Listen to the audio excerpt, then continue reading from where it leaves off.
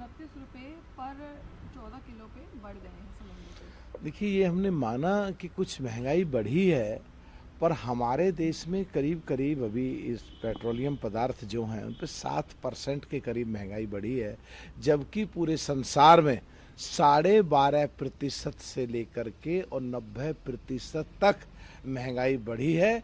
हमारे देश के माननीय प्रधानमंत्री जी बहुत जनता के बारे में सोचते हैं, बहुत संवेदनशील है, इसलिए पूरे हितों का ध्यान रखते हैं। जो मिनिमम और मजबूरी है वो एक अलग बात है, पूरे वर्ल्ड को कंपेयर करें तो बहुत छोटा है, बट माननीय प्रधानमंत्री जी और हम ये सोच रखते हैं कि आने वाले दिनों में किसी भी तरह कोई महंगाई ना बढ़ाई जाए। इसके लिए माननीय प्रधानमंत्री जी और एनडीए की सरकार पूरा लगातार प्रयासरत हैं। सर, बीजेपी चीफ नितिन नवीन का स्टेटमेंट है, कल जिस तरीके से कांग्रेस पार्टी द्वारा पूरा हंगामा किया गया, उनका ये कहना है कि विदेश में बैठ के देश की आम जनता को, युवाओं को भड़काना बंद कीजिए। देखिए, ये पहले यूपीए और कुछ दिन से सो कॉल्ड इंडिया गठबंधन पार्टी की सबसे बड़ी कांग्रेस और उसकी साथी पार्टियों की पोल पट्टी खुल गई। जब वो अपने फेस से सामने आ नहीं सकते थे, दूसरे फेस के द्वारा और सोशल मीडिया पे आके जो कोशिश और माहौल देश का खराब करने की कोशिश कर रहे थे, तो उनकी पोल पट्टी खुल गई। वैसे तो पोल पट्टी जब भी खुल गई थी कि जनता तो वोट दे ही रही थी एनडीए को, और जो वो नकारा मान रहे थे विपक्ष को, इसलिए वो जो भी एक ग्रुप इकट्ठा हुआ। और अब जब सब पोल पट्टी खुली है कि उनके कुछ लोग नहीं आ पाए, तो वो सो कॉल्ड इंडिया गठबंधन का ही एक्चुअल में पूरा चेहरा उजागर हो गया। वो आप पार्टी से रिलेटेड, कांग्रेस से रिलेटेड सब उन्हीं को एक दूसरे चेहरे के रूप में आ रहे थे, और वो भी मिलके इकट्ठे होकर भी सारे वो सब ध्वस्त हो गए। सर, टीएमसी के minority cell secretary Ajmal Siddiqui का स्टेटमेंट है, उन्होंने रिजाइन कर दिया अपने पद से और कहा कि पार्टी जो कोलैप्स हो रही है आज टीएमसी की, वो अभिषेक बनर्जी की वजह से हो रही है। अजमल सिद्दीकी साहब हो टीएमसी के नेता पश्चिम बंगाल के, या वहाँ के विधायक गण हों, या वहाँ के सांसद गण हों, जो सोच रहे हैं कि दो कारण हैं।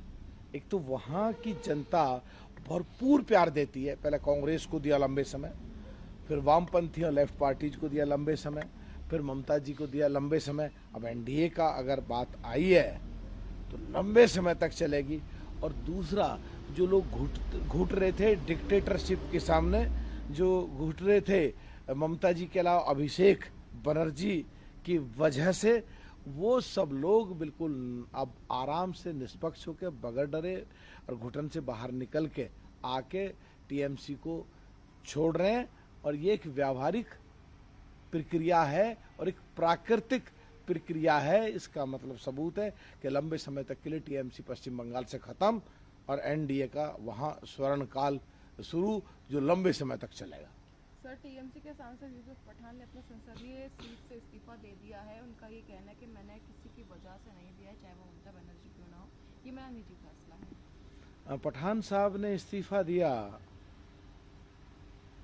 ये भी उसी क्रम में है जिस क्रम में पश्चिम बंगाल की लोगों ने ममता जी को पलटकर एनडीए बीजेपी की सरकार जो बनवाई है, और जिस क्रम में दूसरे सांसद और विधायक छोड़ छोड़ करके भाग रहे हैं। पठान साहब ने भी सोच लिया डूबता जहाज है, इसमें क्यों सवारी करें, वो भी छोड़ करके भाग लिए। सर, पश्चिम बंगाल में बीजेपी की सरकार ने स्टेट वाइड सर्वे का ऑर्डर दिया है, जितने भी मद्रासे हैं उनको लेकर। देखिए, जो पश्चिम बंगाल में जो मदरसे हैं उनके से संबंधित जो वहाँ की सरकार सर्वे करा रही है, उसका केवल मकसद ये है कि हमारे देश का मुसलमान वहाँ आराम से रहे, चैन से रहे। संविधान के अनुसार हम एनडीए के लोग भी साथ खड़े हैं, पर जो पाकिस्तान के और बांग्लादेश के मुसलमान वहाँ घुसपैठिए के रूप में घुसते थे, और जो हमारे देश की सरकार और प्रदेशों की सरकार की जो स्कीम है उनके हिस्से को वो लोग खाते थे, तो उससे संबंधित सर्वे है। तो इससे घुसपैठिए अपने आप निकल निकल के भाग रहे हैं। रोज हजारों, सामने पूरा देश देख रहा है, पूरा संसार देख रहा है। सर, आखिरी सवाल है, अन्नामलाई के बीजेपी छोड़ने के 24 घंटे के बाद लगभग 14 लाख नए लोगों ने उनके इस मूवमेंट में उनका साथ दिया है। देखिए, कर्नाटक की जो बात कर रहे हैं तो अन्नामलाई के साहब का कितने लोग जुड़े कितने लोग नहीं जुड़े ये डिबेटेबल और सब्जेक्टिव है, पर अगर असली बात करें तो 8 तारीख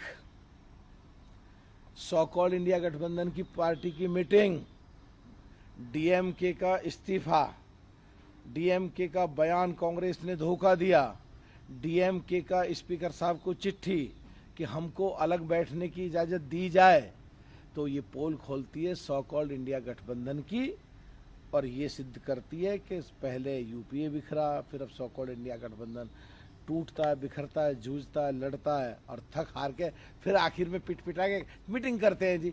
लो जी, मीटिंग भी डीएमके ने फिक्स कर दी। ये है एक्चुअल में कर्नाटक से संबंधित।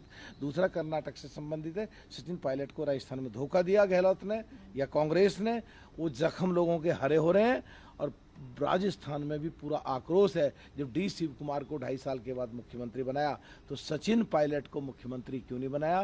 तमाम पिछड़ों दलितों में रोष है और मायावती जी के एमएलए बगैर शर्त के समर्थन दे रहे थे, उनको तोड़ के ले गए, तो दलितों में पिछड़ों में राजस्थान की तमाम जनता में भी बहुत रोष है।